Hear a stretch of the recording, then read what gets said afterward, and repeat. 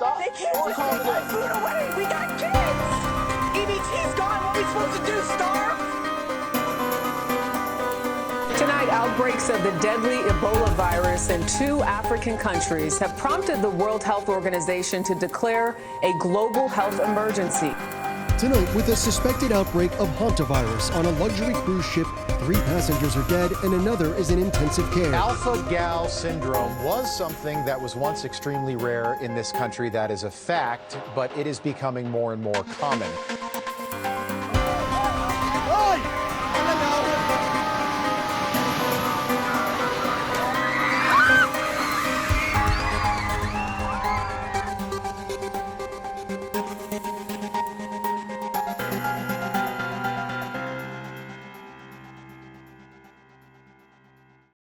What's going on, everybody, and welcome back to another One God, One Nation podcast. I'm your host, Chad Reeves.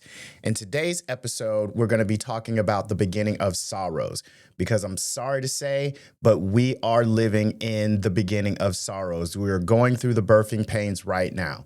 If you guys haven't been following the news, there's been a lot that's been going on in the world, and we're going to start out by talking about the war with Iran. It's escalating exponentially. So what happened on June 7th was Israel actually ended up breaking a ceasefire, surprise, surprise, and they attacked a neighborhood in Lebanon. Okay, so Iran, they retaliated by sending a wave of missiles, which they said that they were going to attack northern Israel. They warned them several times saying, if you attack Beirut, Lebanon, we are going to bomb northern Israel. So evacuate now. So that evacuation turned into a shelter in place. So they sent a wave of missiles, which they planned on doing for the next several days, 7 if I'm not mistaken, in retaliation for that attack. So let's go ahead and look at a couple of clips of what they did over in Beirut. Okay, so as you can see here, here's some of the damage that that missile caused.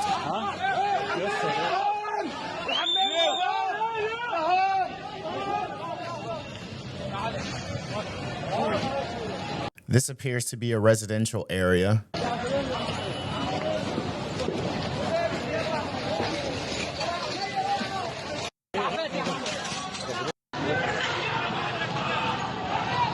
Looks like an apartment complex or some kind of high rise. Okay, so shortly after that, Donald Trump and Bibi Netanyahu got on a call, which apparently Trump cussed Netanyahu out because of the attack. Is Trump being asked yesterday if, in fact, he did use the F word and other rather rough language with Prime Minister Netanyahu, and here's his response, Chris number 6. Which you were angry with him. You said, are you effing crazy? What are you effing doing? I helped you stay out of jail. Is that true? I did. I wouldn't say angry. I was a little bit perturbed at his constantly fighting with Lebanon.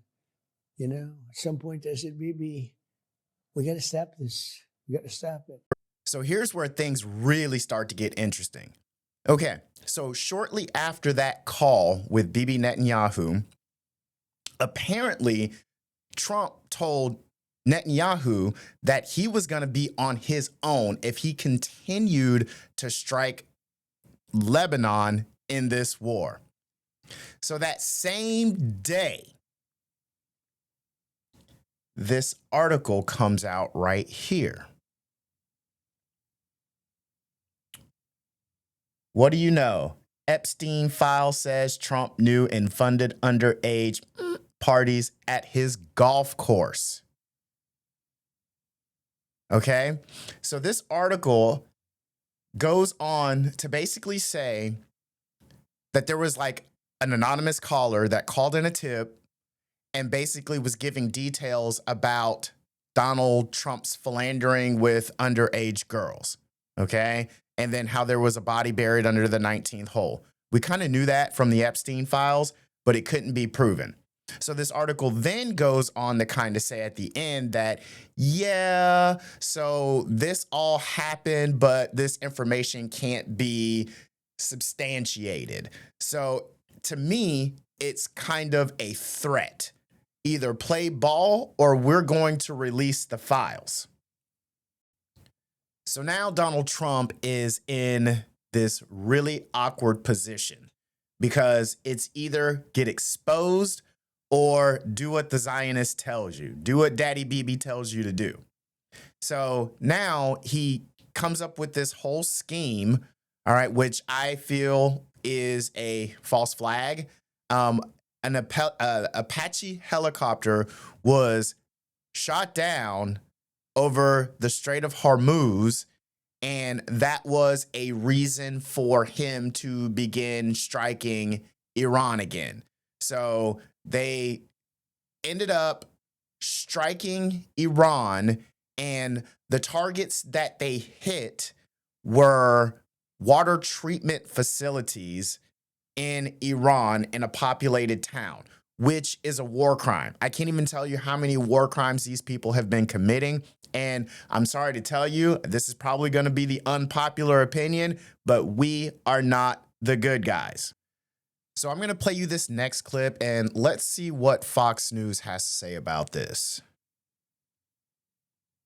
I just got off the phone with President Trump, and he gave Fox News some brand new details on what happened with that Apache helicopter that went down earlier this week, and provided his thinking on where things stand with the negotiation. I want to start with a story the president told me, new details about the downing of this U.S. Army Apache helicopter. President Trump tells Fox News that the Iranian drone lodged in between the two pilots in this helicopter. They were flying very low. And at that point, the drone didn't explode as it had intended to. And so these pilots were trying to take down the helicopter with the drone lodged into this gunship without it exploding. And at any moment, it could have exploded, the president told me. And he said it was on fire. There was a lot of heat inside the cockpit of this helicopter. And ultimately, these two pilots were able to take it down into the sea, where ultimately they were rescued for the first time in U.S. military history by an unmanned sea drone. Now, President Trump also talked about the U.S. strikes last night against Iranian radar systems and air defense sites. He said the Iranians had tried to rebuild during the ceasefire their defensive capabilities, but they were unable to stop these U.S. strikes overnight, and they were hammered by U.S. fighter jets. Now, interestingly, President Trump told me that he is getting close to ordering new strikes against Iranian power plants and bridges, because he says the Iranians are tapping the United States along when it comes to the negotiating process. He says the bully of the Middle East is dead, and he told me I may keep going when I asked him about a possible response to the Iranian missile fire that targeted U.S. forces in Kuwait, Bahrain, and Jordan overnight. The president said they had a chance to sign a deal and survive, indicating again that he may order new strikes against the Iranian regime in response to their dragging their feet at the negotiating table. They weren't dragging their feet. Bibi Netanyahu broke the ceasefire again. So while all this is going on, things are still escalating substantially. Yemen has joined in the missile strikes against central Israel. They've been striking Tel Aviv pretty hard. And then on top of that, they have closed the Bab al-Mandeb Strait, which is essentially a strait that goes into the Red Sea and to the Suez Canal. And they have blockaded that for any Israeli ships, which, mind you, that includes any of the U.S. ships and its allies as well. Okay, so check this out. And you thought prices with the Strait of Hormuz being closed were bad? Things are about to get exponentially worse. Iran already closed the Strait of Hormuz. Now they're threatening to close the world's other critical oil route. Here's what happens if both are blocked at the same time. The second route is called the Bab el-Mandeb, a narrow 18-mile waterway between Yemen and Africa. Every ship traveling between Asia and Europe passes through it to reach the Suez Canal. Iran doesn't control it directly, but the Houthis in Yemen do, and the Houthis answer to Iran. Iran has already warned if the U.S. makes another move, the Bab el-Mandeb is next. So what happens if both close? The Suez Canal becomes completely useless. Egypt loses its biggest source of income overnight, and every ship between Asia and Europe has one option left: go around the entire continent of Africa. Now, mind you, with the Strait of Hormuz being closed, a lot of traffic has been redirected through the Bab el-Mandeb as an alternative route. Okay, so now with that closed, Good Hope route that adds 10 to 18 extra days to every single journey. The world's 3 biggest shipping companies are already rerouting vessels around Africa just in case. And here's where you feel it. Longer journeys mean higher costs. Higher costs mean more expensive products. Everything gets pricier. The Strait of Hormuz carries 20% of the world's oil. The Bab el-Mandeb carries 12% of global trade. Iran now controls one and has its hand on the other. Now let that sink in. Which brings us to our next topic. We're going to be talking about the famine that is happening and the one that is coming to the first world. So brace yourself, folks. There is a famine coming, and it will be hitting the first world countries. One of the things that I've noticed, if you've been to the grocery store within the last year, you've probably noticed this too, that the food prices are becoming out of control. Okay, I had an issue finding corn for like 3 months, to the point where I had to ask one of the clerks. I'm like, hey, so you guys haven't had corn in a while, and this is at Publix. What's going on with the corn? And he couldn't answer my question, so I Googled it, and sure enough, that there was a shortage of corn due to the lack of fertilizer. Now, fertilizer, that comes from the Middle East, and that travels through the Strait of Hormuz also. And with that being closed, that is hindering fertilizer from getting to the farmers, which is essentially going to make the yield smaller, and it's going to make food prices go up. So check this clip out. This woman really explains what's going on here. She does a very good job. What does corn have to do with the Iran war? Well, while everyone's watching oil prices after Iran shut down the Strait of Hormuz, there's something else that might get impacted: fertilizer. The Strait of Hormuz isn't just a major choke point in the energy supply chain. It's also a key passage for nitrogen fertilizers that farmers rely on to grow much of the world's food, like corn. And if farmers can't get their fertilizer in time, you'll feel it at the grocery store. And in many developing countries, it can translate into food shortages and hunger.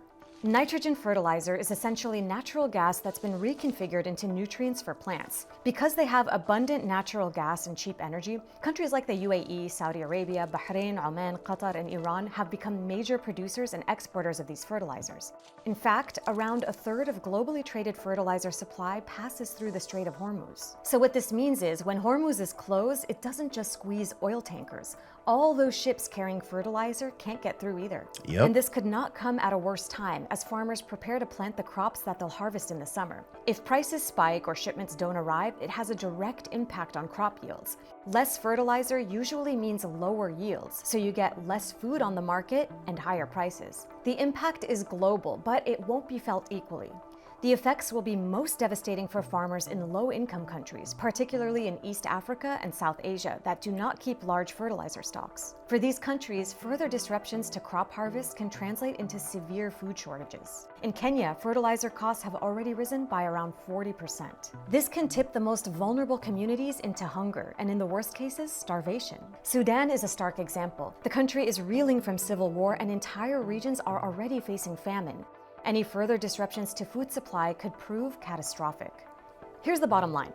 Many are already feeling the rising oil prices at the gas pumps, but disruptions to the world's supply of fertilizers aren't getting the attention they should be getting. Because if the Strait of Hormuz stays closed, it's going to make food prices more expensive for everyone for months to come. And the places that can least afford another shock are likely to pay the highest price.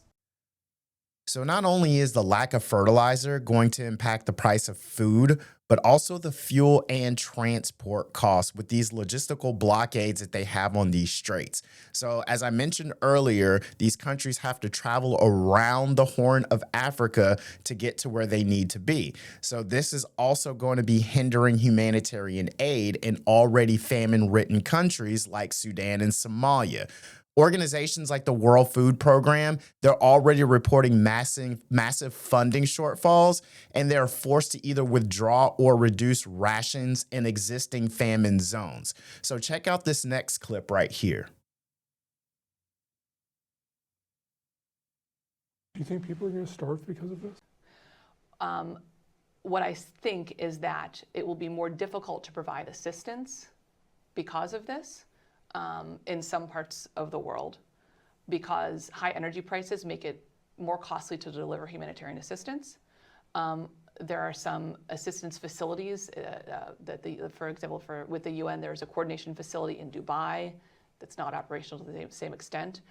I think, though, that it's important when I think of starvation and hunger, and I think of places where people are suffering, there are other causes for that hunger and suffering, and this war is simply making it much more difficult to provide the assistance that they need.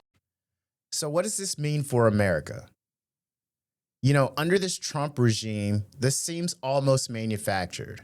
You have a lot of people who are losing their jobs or have lost their jobs.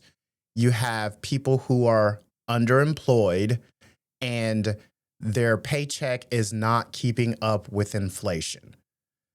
But before we get into this next clip, I want to talk about some of the things that we can do as individuals to kind of help offset our grocery prices. So for example, you can start a garden. I've been to Publix and tomatoes are super expensive, but you can literally grow tomatoes in a 5-gallon bucket for $5, and you'll get fruit from that tomato all summer long and into the fall, depending on where you live. I'm in Florida, so I can get them almost year round. So there are things that we can do to kind of stick it to the man and say enough is enough and be independent from the system. So this next clip is kind of explaining why the grocery prices are so high and where we're going with this crisis. If your grocery bills are higher right now, you're not alone. Food prices just saw their highest monthly increase in more than 3 years, and those prices might keep rising. Here's what to know. 1. Groceries, or strawberry plants are $5.99. What the Labor Department calls food at home just got more expensive again, up 0.7% in the past month, and they've increased 2.9% over the past year. That's David Ortega, food economist at Michigan State University. 2.9% is the largest year-over-year increase since August of 2023. 2. Certain foods are getting more expensive faster than others. The ones that are most notable here are tomatoes, beef, coffee, fresh fruits and vegetables. Man, let me tell you something. Coffee costs $21 at Publix. That is absolutely a ripoff. You may want to think twice before you throw that tomato at me. We're looking at a 40% increase on tomato prices over the past year. And from a month to month, it's a 15% jump. And that comes on top of another 15% jump. And just in time for summer cookouts. Beef prices, I don't have to tell you if you've been to the grocery store, they are at record high. $30 for a ribeye at Publix. Prices at the moment. So today, beef is more than 14% higher than it was a year ago. And just over the month, it's gone up 2.7%.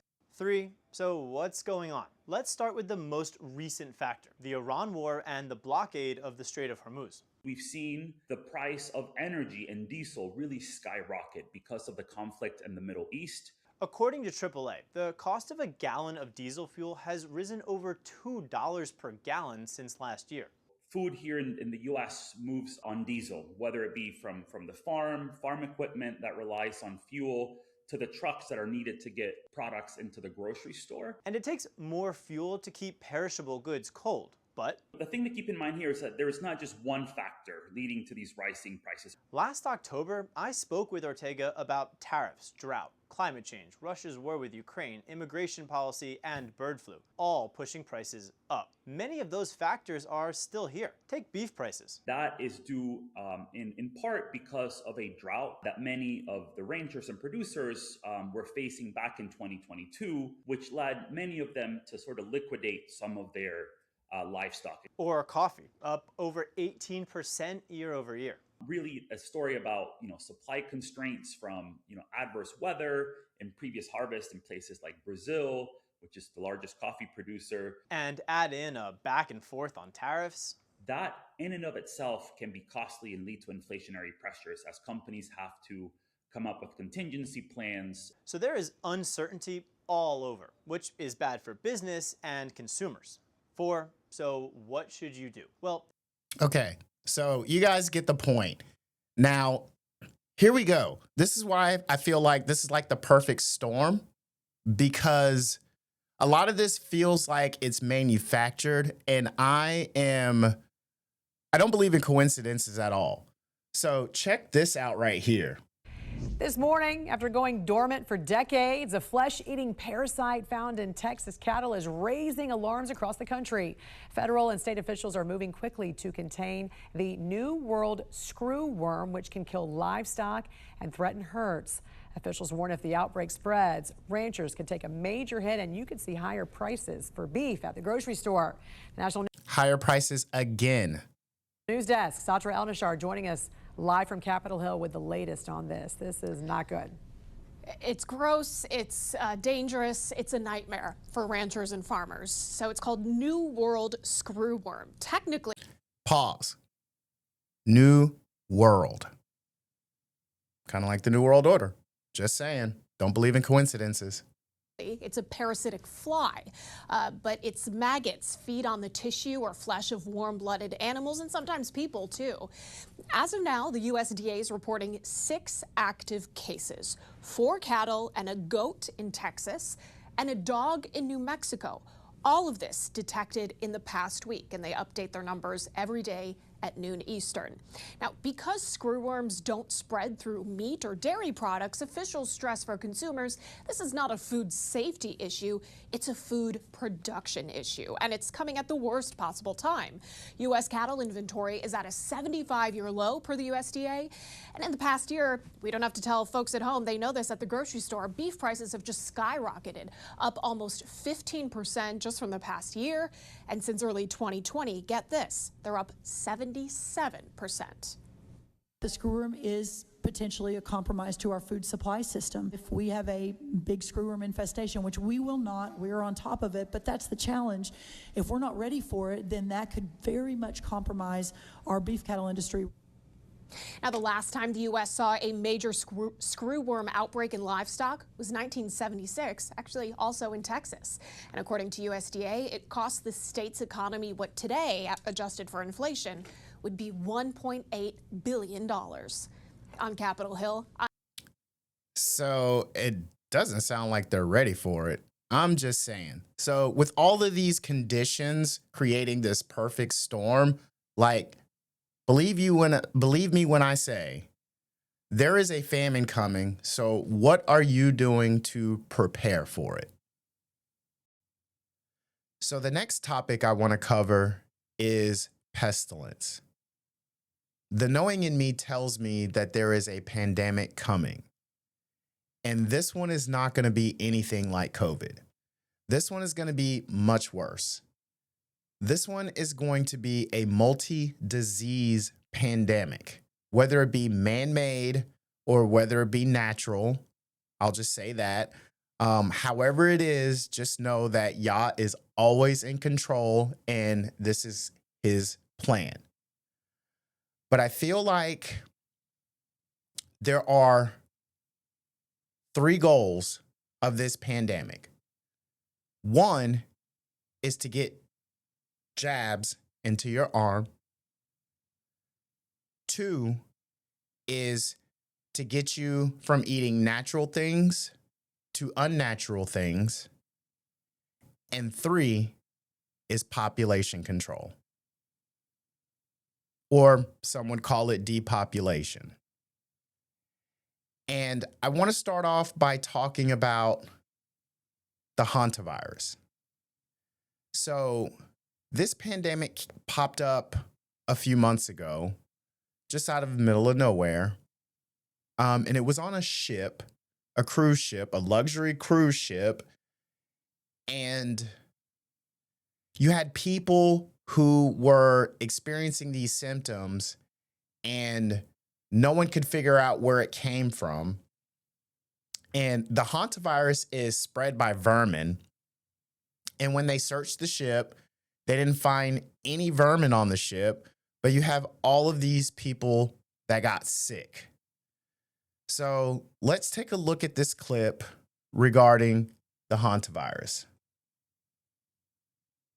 Good morning to you, Mary. 5 of those passengers who were quarantined in Nebraska are headed home this morning, and they're able to leave because it's now been 21 days since they were first exposed to the hantavirus.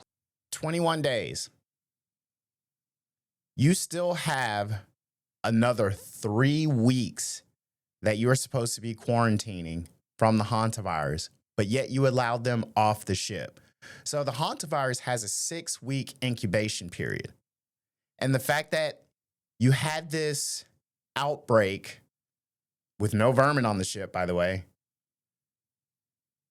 and these people are allowed to leave, it's contained, and all of a sudden you just lost control.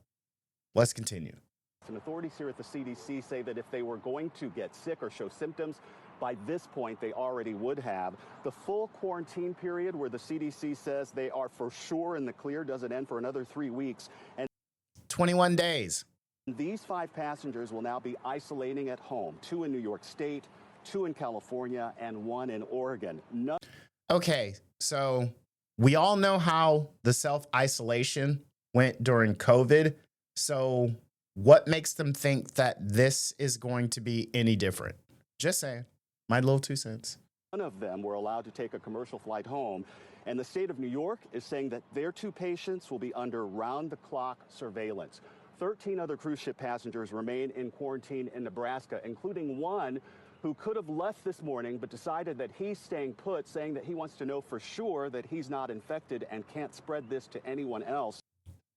Kudos to this guy, because he actually cares about the rest of the world. 13 people have gotten sick and 3 people have died in this outbreak that began on that cruise ship. George, good morning. There you have it. So I'm going to play this clip right now just because I want to see this lady cook, and because we share the same energy. So here we go. So now they can't control the Ebola outbreak. That's what we're learning. So here's their new plan.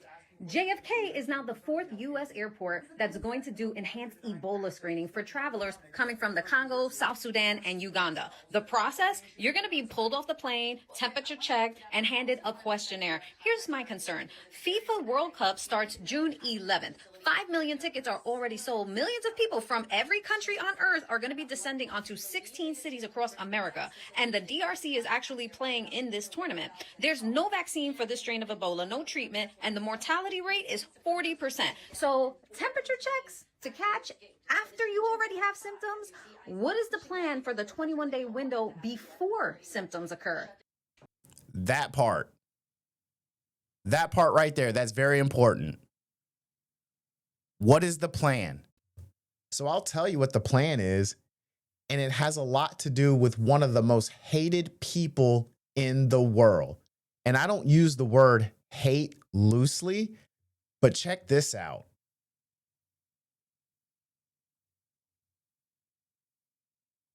Guess who was just awarded $26 million in funding by Bill Gates-backed CEPI to develop an mRNA vaccine against Ebola just 4 months ago.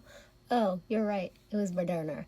And now the WHO just declared an Ebola outbreak in Africa in a global health emergency. Isn't that so coincidental? But what's even more suspicious is that days before the WHO declared an Ebola outbreak, the NIH virologists were caught illegally smuggling Ebola pathogens from the Congo into the United States. So, isn't that fun? They really think we're this stupid.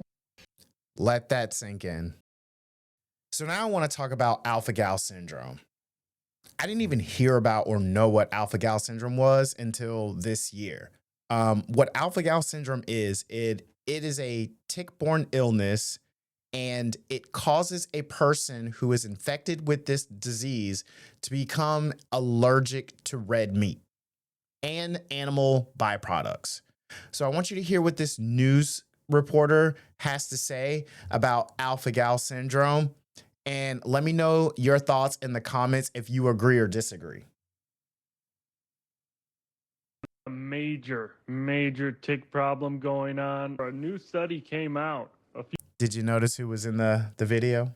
months ago, and they literally found alpha-gal syndrome, the incidence of alpha-gal syndrome, the allergy to red meat from the Lone Star ticks, skyrocketed up 10,000% in just 10 years. And then we look to 2021 to 2024, it jumped up another 300%, another sharp increase. So something's going on. Something is driving these ticks.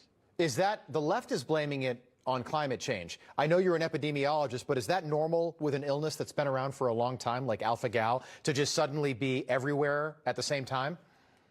No, we do not believe this is actually from climate change. In fact, we have to start looking at government-related or NGO-related laboratory activities, especially given that the Gates Foundation gave $7 million to a biotech company to make genetically engineered ticks, as well as the U.S. Army released 270,000 radioactive labeled ticks into the wild in the 1960s. And FBI, they got to figure out if there are any illegal bioterror-related activities resulting in this 10,000% rise in alpha-gal. We can't let this go on. We got to stop it, and we got to find out why.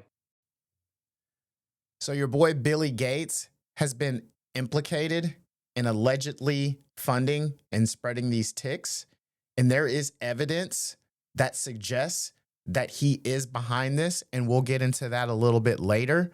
But now I want to play a clip from someone who has been infected with the alpha-gal syndrome.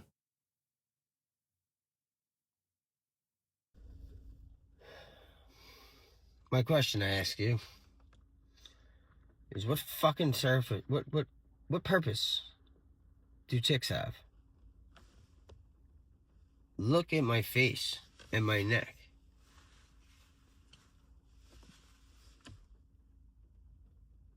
I can't eat red meat anymore. I can't have any animal byproducts in anything. And it's in everything. This is alpha-gal syndrome. This is fucked up, man.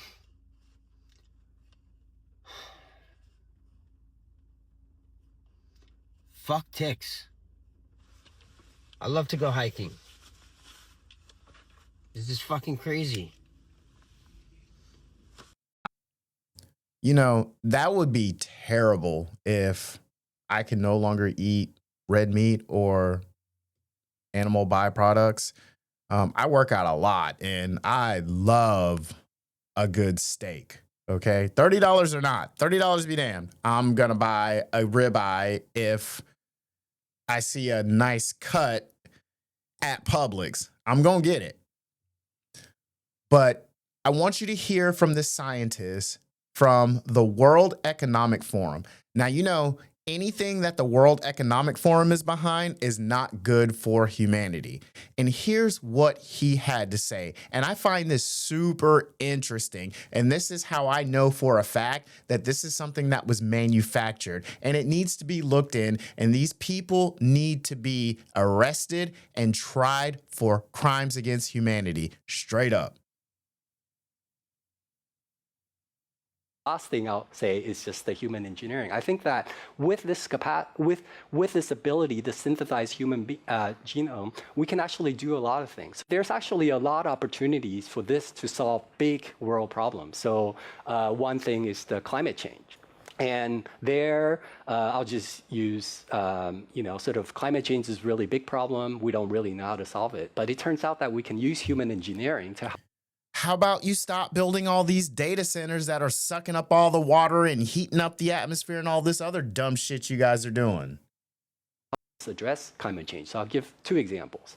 So one is that people eat too much meat. No, they don't. And if they were to cut down on their consumption on meat, then they would it would actually really help the planet. But people are not willing to give up meat. Yeah, some people will be willing to, but other people, they may be willing to, but they have a weakness of will. They say, wow, this steak is just too juicy. I can't do it. I'm one of those, by the way. So, Me too. But so here's the thought, right? So it turns out that we know a lot about, we have these intolerance to, for example, I have milk intolerance. And some people are intolerant to crayfish. So possibly we can use human engineering to make it the case that we're intolerant to certain kinds of meat, to certain kinds of bovine proteins. And there's actually analogs of this in life. There's this thing called the Lone Star tick, where if it bites you, you'll become allergic to meat. I can sort of describe the mechanism. So that's something that we can do through human engineering. We can kind of possibly address really big world problems through human engineering. Man, these people are sick and deranged, and it gets even worse. I have a couple of clips that I want you to check out because I really want to ensure that you get the full scope of what they are trying to do to humanity. Okay, so check this out.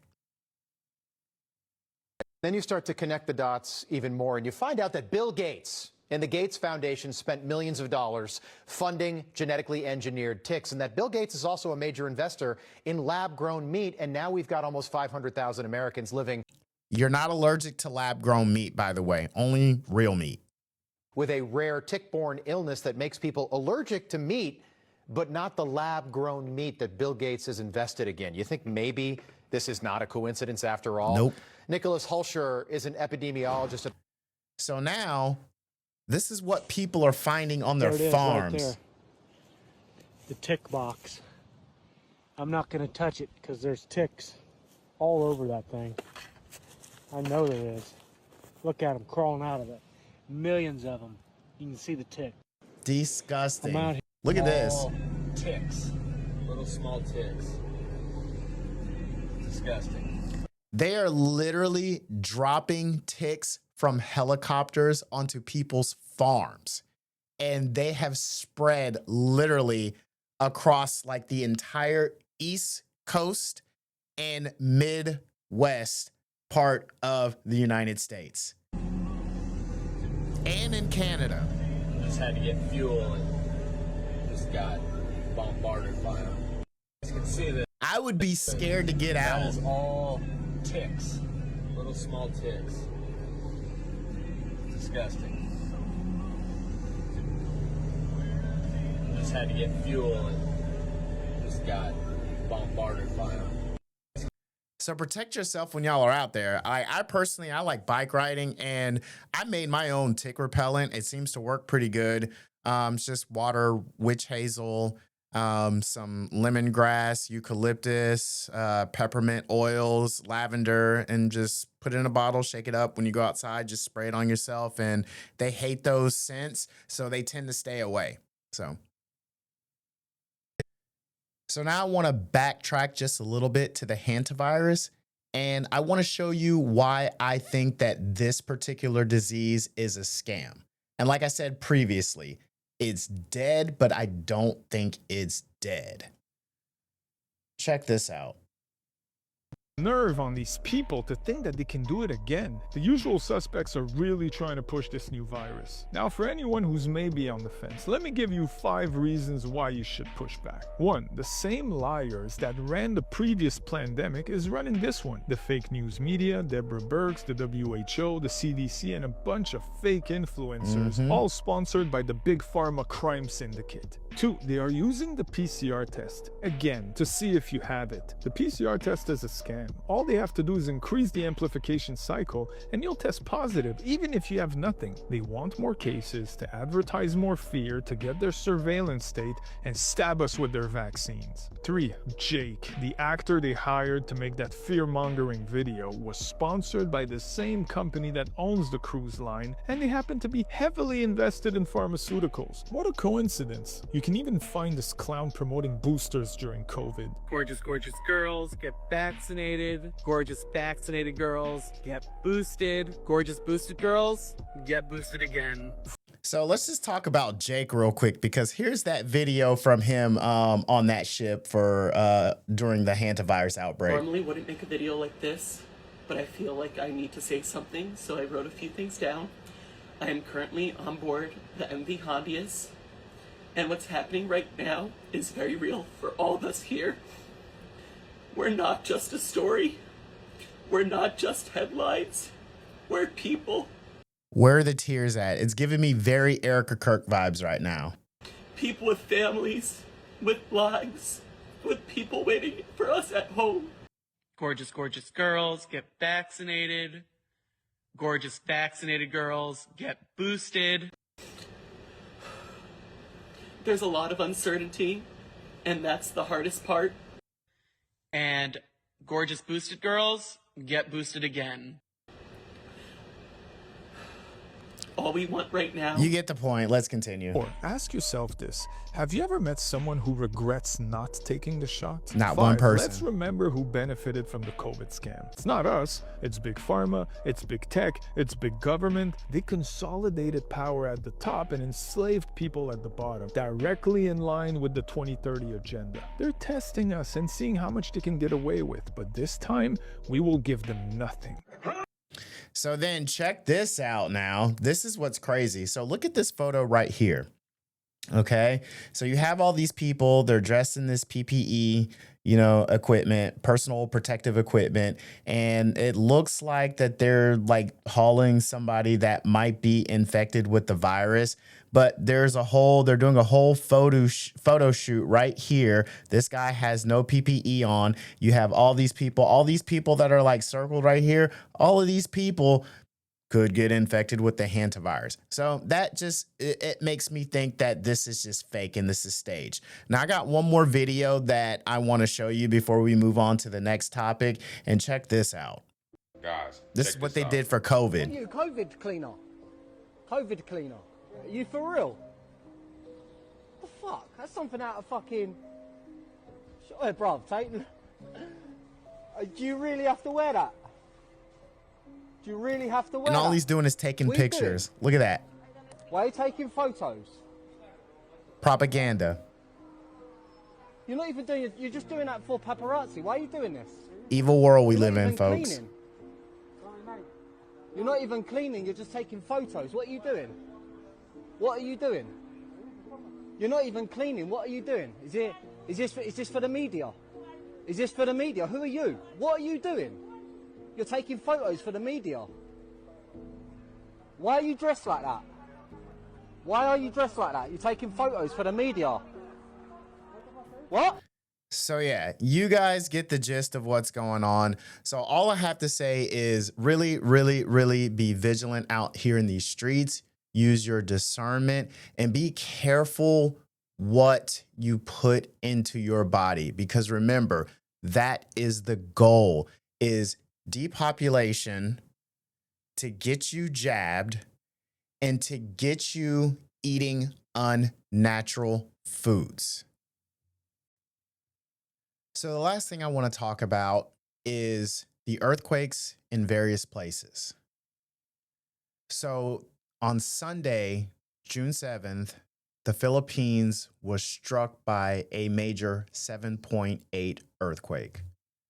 And I want to show some footage from that. And I know the Philippines are prone to earthquakes, but it's something about the timing that doesn't sit right in my spirit. So I just want to show you some footage from that, because this is going on with everything that's going on in the world at the same time.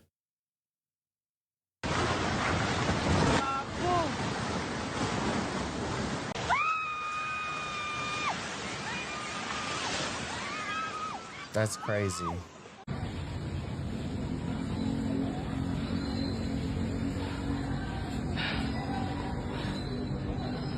Pray for the people in the Philippines.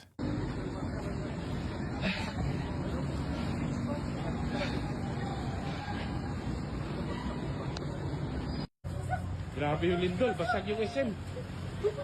Durog. Durog yung SM, durog. Hello. Wala, wasak yung SM, wasak.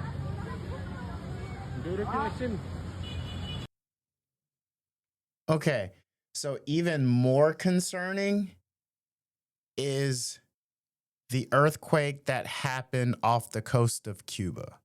Okay, so this is the strongest earthquake that has ever been recorded in the Gulf of Mexico. And what's fascinating about this is there's no tectonic plate here. There's no shifting that happens.